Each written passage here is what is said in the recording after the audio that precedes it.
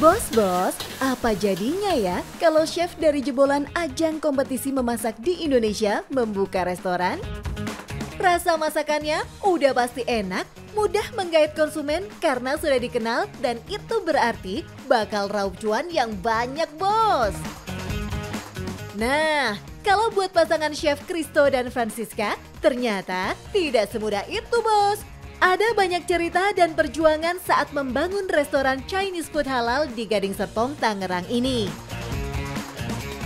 Halo bos, aku Siska. Aku Christo. Thank you ya udah mampir di dapurnya Hong Kong Bay. Hari ini kita masak General Tso Chicken Sama Hong Kong Bay Roasted. Nah, resto kita ini adalah restoran Chinese food yang modern dan tidak menjual babi dan tidak pakai minyak babi, alias no pork no lard. Penasaran kayak gimana?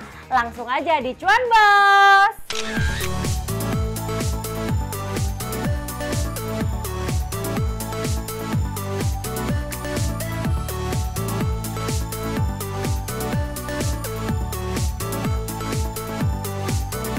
Bos, kalau dari namanya, resto ini memang terinspirasi dari Causeway Bay di Hong Kong. Distrik 1 ini tuh terkenal sebagai pusat bisnis, tempat berkumpulnya semua kalangan untuk hangout dan melakukan aktivitas keluarga. Itu juga yang ingin couplepreneur ini dapatkan di resto mereka.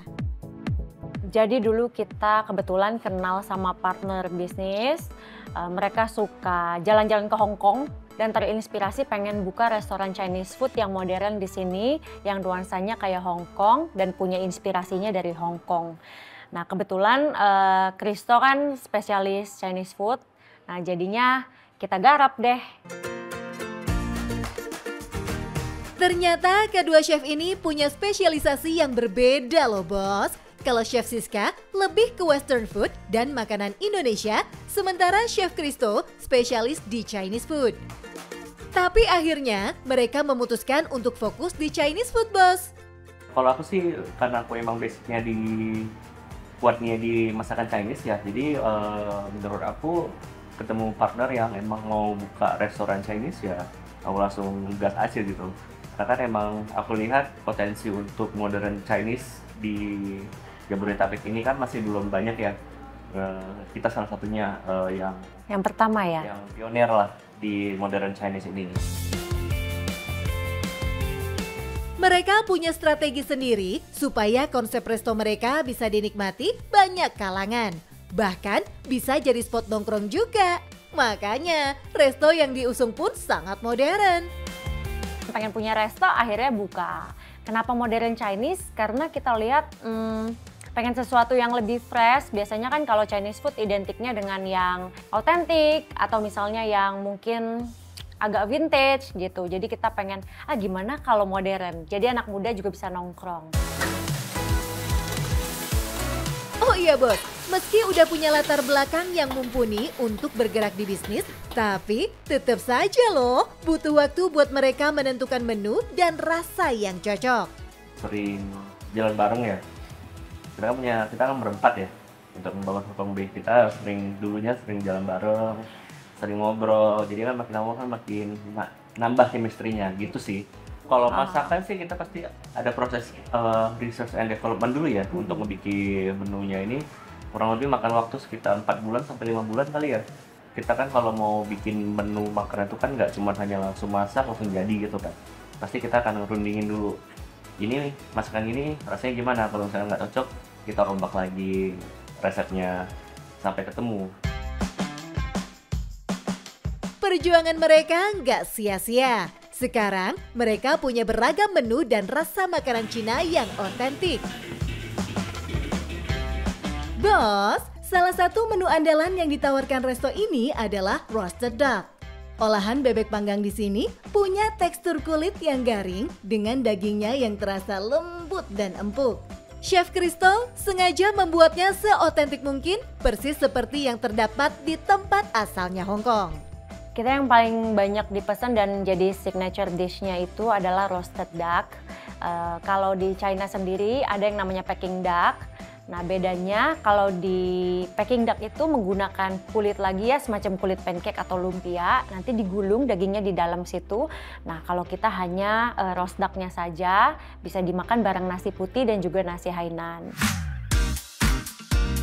Min Chuan jadi kepo sama teknik masaknya deh bos. Kita tekniknya itu cukup panjang, kurang lebih sekitar 1 harian ya. Proses dari marinasinya, terus dipanggang, itu makan waktu sekitar 1,5 hari kali ya. Baru bisa ketemu yang benar-benar enak. Dan kualitas bebeknya juga harus kita pilih. Jadi kita emang milih bebek dengan spesifik tertentu untuk kita jual di sini. Jadi nggak sembarangan bebek gitu loh. Menu lain yang ditawarkan resto ini juga nggak kalah enak bos.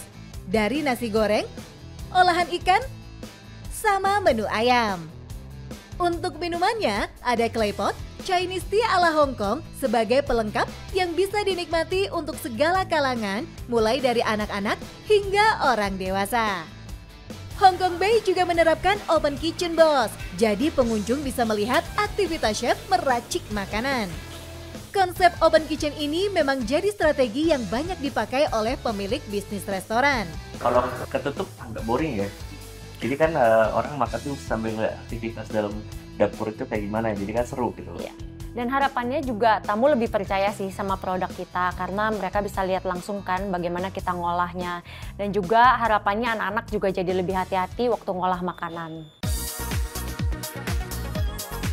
Oh iya bos, meski keduanya jebolan kompetisi memasak, ternyata mereka nggak pernah membawa branding tersebut saat memasarkan restonya loh.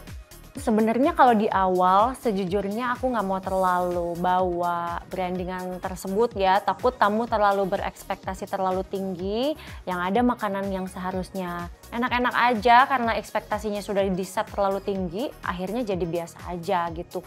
Cuman seiring berjalannya waktu mungkin banyak influencer yang main ke sini dan mereka taunya alumni dari kompetisi masak, akhirnya itu yang digunakan sebagai branding dan pada akhirnya aku rasa ya cukup work sih. Cuman tamu-tamu yang datang ke sini tanpa tahu punya siapa yang masak, mereka happy-happy aja dan banyak yang udah jadi pelanggan setia. Harga makanan di resto ini mulai dari 35 ribuan. Sedangkan menu yang paling mahal adalah roasted duck utuh yang mencapai 500 ribu. Min Chuan jadi kepo nih sama cuannya. Konsepnya sendiri sih oke ya gitu.